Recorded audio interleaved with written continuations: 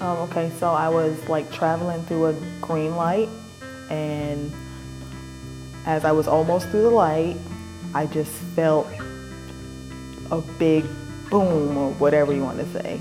I didn't see it coming, so I didn't know what happened. I was like, what?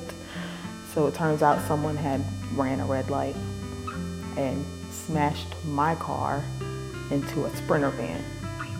I was hurt bad enough. I had to get physical therapy. I don't know the medical terms for my injuries, but herniated disc, some type of something in my shoulder, like a tear or something like that.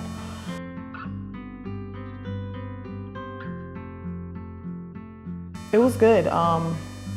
Jasmine, she's really thorough. She would like keep me updated. I didn't really have to reach out to her for anything because she would call me or email me, but mostly via phone is how she reached out to me. And it was pretty swift, I guess you could say.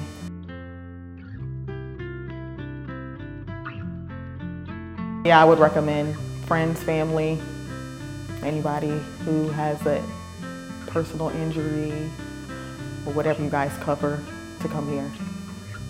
I just had an overall great experience, like 10 out of 10. So